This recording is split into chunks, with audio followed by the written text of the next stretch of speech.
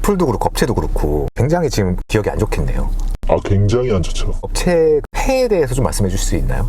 일단 여러분들 꿈이 축구 선수인데 돈이 아주 많아요. 그래갖고 돈으로 어떻게 감독을 꼬셔서 프로팀에 입단했다 쳐봐요. 그럼 그걸로 끝이 아니잖아요. 어차피 우리가 시합하면 실력이 다 들통날 텐데, 마찬가지로 우리가 그 나라의 언어도 모르고 문화도 모르는데 무작정 결혼만 한다고 그 결혼 생활이 유지가 됩니까? 결혼은 쉽지만 막상 한국에 오면 우리보다 더 잘생기고 더 돈 많은 남자들 놀리고 날렸고, 그 여자들이 후진국에서 왔다고 해서 한국 오면 계속 그렇게 사는 거 아니에요. 다른 한국 여자들처럼 살고 싶어서 옵니다. 여러분들이 이슬람 여자랑 결혼하고 싶어서 이슬람 여자랑 결혼했다고 해서 그 여자가 이슬람의 좋은 점을 한국에서 발휘하지 않아요. 그 여자는 이슬람이 싫어서 한국에 온 겁니다. 한국 여자랑 똑같다고 보면 돼요. 근데 우리가 언어도 모르고 문화도 모르고 레벨로 치면 레벨 0인데 우리가 레벨 50짜리 사냥터에서 사냥하면 그게 되냐고요. 바로 죽지 않겠어요? 이 업체도 우리가 레벨이 0인 상태에서 결혼을 시켜봤자 우리가 그게 잘 유지가 되냐고요. 제가 장담하는데 여러분들 업체로 어떤 여자를 만날지 모르겠는데 여러분들이 그냥 러시아어 배우고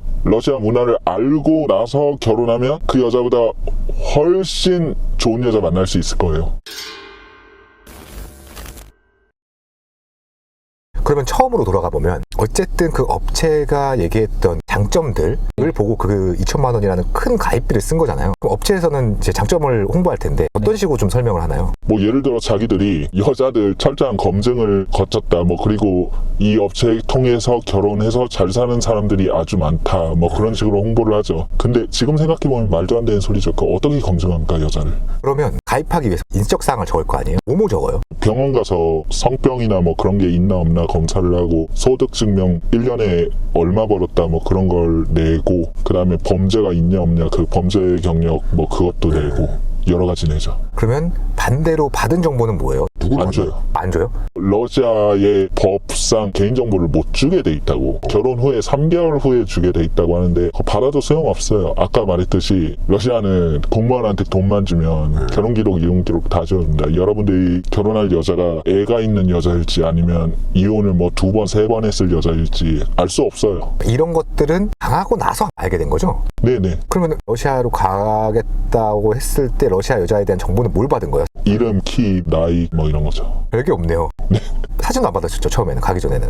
받았는데 다른 여자 나왔어요. 그때부터 기분이 이상해지지 않아요? 갔을 때부터 이미 제가 1,000만 원 넘게 쓴 상태예요. 그래서 여기서 포기하면 나 그냥 1,000만 원 날리는데 뭐 그런 생각이죠. 그때부터 뭔가 조급해지는 거예요, 마음이. 네. 제대로 된 선택이 힘든 거죠. 그리고 어떤 여자는 저보고 개인주택 있냐요. 없다니까 자기는 개인주택 없는 남자 안 만난다고 그냥 일어서서 가버리는 거예요. 아, 그 또 어떤 여자는 뭐 지가 지리학 교수래요. 근데 자기는 자기만큼 배운 남자 아니면 싫다 뭐 이러고 그냥 일어나서 가버린 거예요. 그러니까 제가 그렇게 계속 거부를 당하니까 뭔가 마음이 또 조급해지는 거죠. 이미 1,000 얼마 썼는데 또 여자들이 뭐 날 싫다고 하네 뭐 이러면서 계속 마음이 조급해지면서 제 판단이 막 제대로 돌아가지 않는 거예요, 그때. 지금 내 앞에서 소개팅을 하고 있는 이 여자가 직업이 뭔지 받은 정보가 없잖아요. 그럼 이 사람이 진짜 지리학 교수인지 아닌지도 모르잖아요, 나는. 그 부분을 업체에서 해줘야 되는 거잖아요. 업체에서는 대체 어떤 역할을 한 거예요? 자리 주선한 거 외에는? 그러니까 그게 정말 불공평하다는 거죠. 그럼 소개팅 다 끝나고 그 중에서 고른 사람한테도 또 역시나 안 좋은 결과가 되는 거잖아요.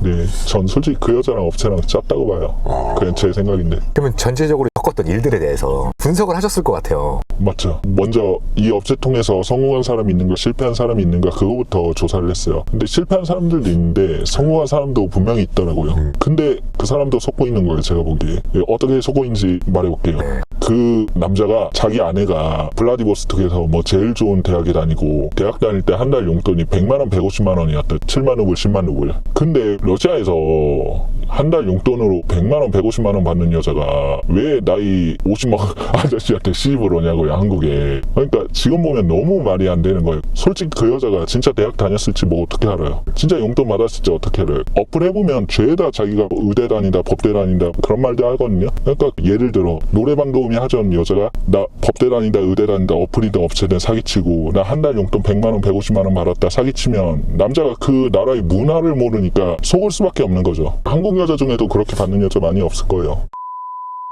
그러니까 그 여자는 이런 거죠. 내가 이 정도 되는 여자니까 너 나랑 만나려면 이 정도 해줘야 돼. 그 여자가 과연 러시아 남자랑 결혼했을 때도 그런 소리 했을까요? 전 아니라고 봅니다. 제가 아는 분은 러시아 여자랑 이혼하고 그 다음에 자기도 그 러시아 여자의 행동이 이해가 안 가서 정말 수많은 러시아 남자들한테 물어봤대요. 아, 러시아 여자들 원래 이러냐. 그러니까 그 남자들은 이렇게 답변을 하더래요. 러시아는 애초에 데이트할 때 돈이 드는 문화가 아니라고. 애초에 한국처럼 이렇게 소비할 수 있는 그런 장소가 많지도 않고, 그 다음 결혼 후에는 남자가 번 돈은 남자가 관리하고 여자가 번 돈은 여자가 관리한다. 근데 만약 여자가 임신을 해서 돈을 못 벌잖아요. 그럼 남자가 딴짓하지 말라고 빵 살 돈만 정말 조금만 준대요. 아, 거기 문화가 그렇다고요? 네네네. 몇십 명한테 물어봤는데 다 똑같이 대답을 하더래요. 물론 러시아 가정들 다 똑같은 건 아니겠지만. 그리고 또 정말 무서운 게, 예를 들어 어떤 한국 여자 유튜버가 그분이 외국에 나가서 한국 남자들은 뭐 몰을 너무 많이 찍는다, 여자들이 뭐 너무 많이 당하고 산다 뭐 이런 말 하니까 외국 사람들은 정말로 그게 진짜인지 믿더라고요. 우리가 들으면 뭐 말도 안 되는 소리예요. 근데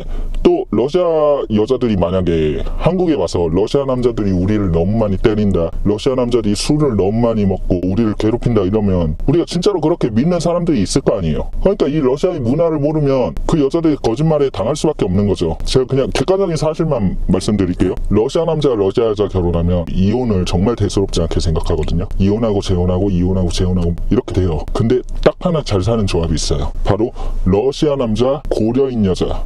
이렇게 결혼하면 잘 살아요. 왜 그런 거예요? 러시아 남자들이 러시아 여자랑 결혼했을 때 못 느꼈던 그 감정을 느낀대요. 고려인 여자랑 결혼했을 때. 그러니까 자국 이성에 대한 혐오는 어느 나라를 가건 있는 거고, 예를 들어 북극에서 남극이 좋다고 하고 있고 남극에선 북극이 좋다고 하고 있고 그런 거죠. 그러니까 한국 와서 러시아 남자들 욕한 러시아 여자들이 있으면 그 여자들이 왜 그럴까도 생각해 보세요. 솔직히 외국 가서 한국 남자들 욕하는 한국 여자들이랑 다른 점이 뭔지 좀 궁금합니다.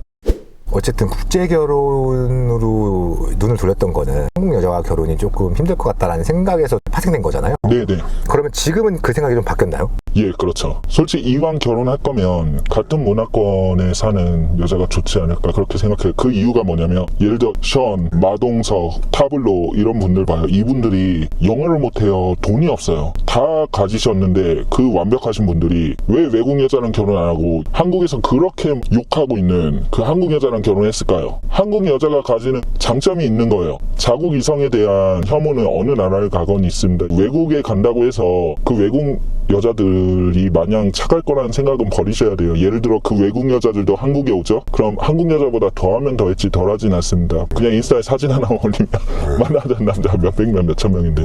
그러니까 외국 여자도 한국에 오면 그렇게 돼요. 저는 한국 여자들 이 자체가 그렇게 나쁜 여자는 아니라고 생각해요. 근데 우리가 살고 있는 환경이 그렇게 만드는 거죠. 요즘에 유튜브 보면은 국제 결혼의 장점에 대해서 많이 영상들이 나오더라고요. 그걸 볼 때는 어떤 기분이세요? 진짜로 잘 사시는 분들도 많지만 그 국제결혼의 사례를 다 믿으면 안 되는 거죠. 예를 들어 여러분들 인터넷 보면 이 사람 저 사람 다 자기가 뭐 연봉 1억이다 뭐 이런 소리다 하잖아요. 그런 거 다 믿으면 안 돼요. 원래 인간이란 게 남에겐 잘 사는 것처럼 보이고 싶어 하잖아요. 남의 부러움을 사고 싶은 사람들이 있잖아요. 물론 진짜 잘 사는 사람도 있고 러시아에 정말 좋은 여자들도 많지만, 그런 여자들을 만나려면 업체 통해서 만나거나 어플 통해서 만나는 것보다 여러분들이 언어를 배우고 문화를 배우고 그 나라에 가서 만나는 게 좋은 여자를 만날 확률이 훨씬 높고, 그런 부러운 결혼 생활을 할 수 있는 확률이 정말 훨씬 높다는 거죠. 그럼 국제 결혼은 아예 포기하신 거예요? 지금 결혼 자체가 생각이 없고 그래서 제가 문화를 몰랐기 때문에, 세상에 대해 몰랐기 때문에 그 여자에게 속았어요. 그래서 전 일단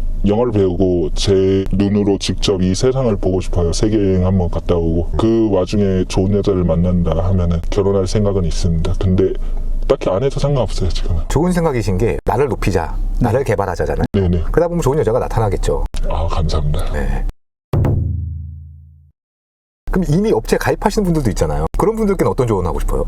여러분들이 영어도 잘하고 러시아어도 잘하는 상태에서 뭐 얼굴도 잘생기고 직업도 좋고 그런 상태에서 가면은 좋은 여자 고를 수도 있겠죠. 근데 이미 그런 상태면 뭐하러 업체 가입하냐고요. 이미 연락하는 러시아 여자들 엄청 많을 텐데. 그러니까 업체가 무조건 나쁘단 게 아니라 준비된 사람이 국제결혼을 해야 되는데, 준비가 안 된 사람들이 국제결혼을 하고 싶어서 업체를 이용한다는 거죠. 아, 이게 정확합니다. 걸리죠. 예, 근데 이미 준비가 돼 있으면 업체는 필요 없다는 거예요. 솔직히 저 정말 욕하실 거예요. 한국 여성분들도 제가 국제결혼에서 실패했다 그런 비웃으러 오실 분들 많을 거고, 한국 남성분들도 절 비난하실 분들이 많을 거예요. 왜? 쉬운 길로 가고 싶으니까. 네가 모자란 인간이라서 실패한 거잖아. 모두가 그런 건 아니야. 난 달라. 이렇게 쉬운 길로 가고 싶으니까. 공부하고 문화 배우고 이거 얼마나 걸리겠어요, 이게 시간이. 그렇죠. 얼마나 힘들겠어요. 어려운 길로 가기 싫으니까 절 비난하는 거예요. 그러면 마음이 편해지잖아요. 그러다가 잘 되면 다행인데 당하고 나서 그때 제 말이 떠오르겠죠. 시청자분들께 많은 얘기들을 해주셨지만 마지막으로 제 잼뱅TV 시청자분들께 한마디 해주신다면?